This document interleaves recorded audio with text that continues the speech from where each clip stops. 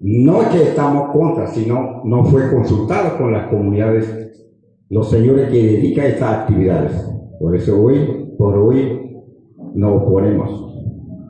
La ley de pesca creada en Punta Cana en 2009, ahí habla sobre uso de NASA.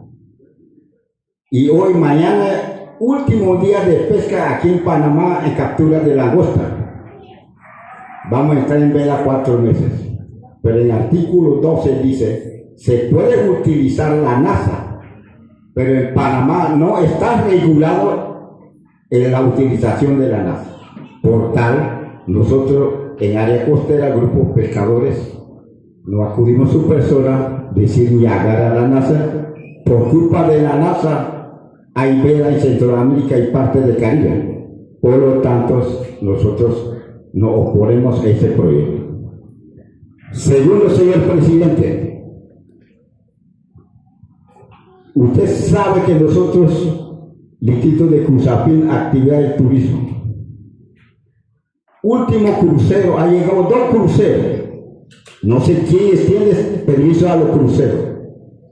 Y nosotros no hemos beneficiado con la llegada de los cruceros en la isla de Cruz de Veragua.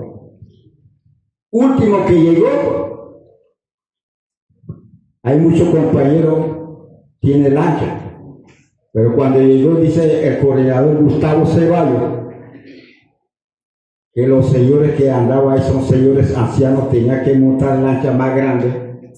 ¿Y quiénes beneficiaron de eso, la llegada de los cruceros? Los señores de Caloébora y los señores de Cayo Paloma, Cruzapín, Togo. Nuestro motor chico, un 75 caballos, ese no es. Motor tiene que ser 200, 250.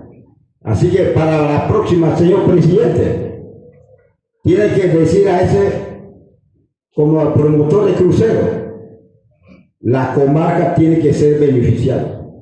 Todos los artesanos de la comarca deben participar. Último llegada, nosotros que estábamos en la isla no pudimos vender ni la pipa. Negocio fue la gente de Caloébora con el crucero. Así que, señores, yo quiero ver, señor presidente, tome en cuenta esa de nuestra queja, señor presidente. Buenas tardes, compañeros.